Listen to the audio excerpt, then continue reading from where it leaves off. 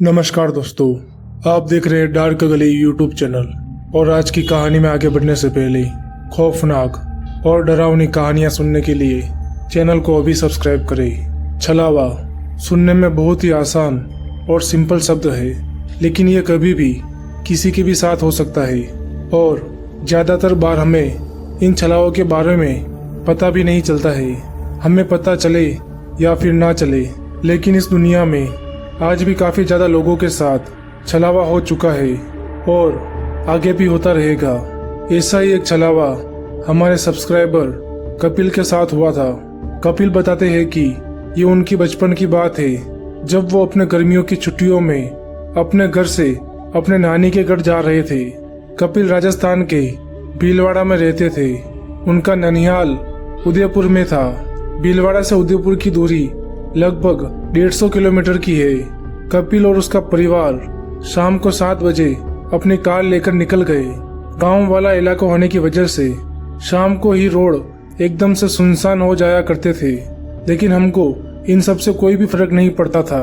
रास्ते में सड़क काफी ज्यादा खराब हो रखी थी, इसलिए पापा कार को धीरे धीरे और संभाल कर चला रहे थे।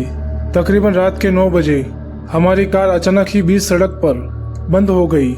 हम सभी लोग कार से नीचे उतरे और हमने इधर उधर देखा तो वो पूरी सड़क पर काला घना अंधेरा छाया हुआ था और वो सड़क एकदम से सुनसान पड़ी हुई थी।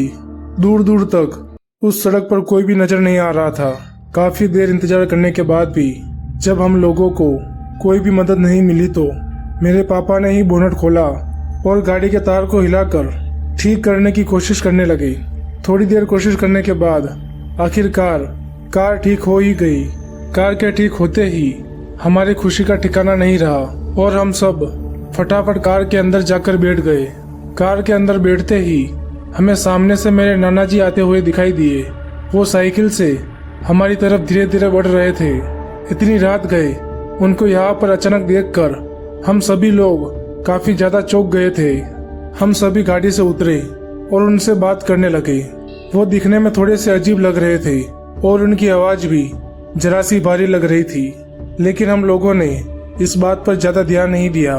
फिर कुछ देर बाद नाना जी मेरे पास आए और मेरे कान में धीरे से कहा कि पीछे मत देखना। लेकिन बचपन में मैं काफी शरारती था। जिस चीज के लिए मुझे ना बोला जाता था मैं वही चीज सबसे पहले करता था। मैंने पीछे मुड़कर देखा तो मुझे एक काली साड़ी में औरत दिखाई दी, जिसका चेहरा पूरी तरह से जला हुआ था, जैसे उसके चेहरे पर किसी ने एसिड डाल दिया हो। और वो औरत चिल्लाते हुए हमारी तरफ ही भाग रही थी।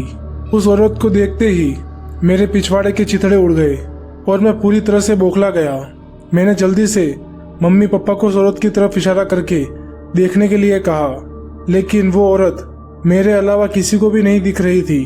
और फिर जब हमने सामने देखा तो अब मेरे नाना जी भी कहीं भी नहीं थे। हम सब फटाफट कार में बैठ गए और पूरी रफ्तार से पापा कार को भगाने लगे।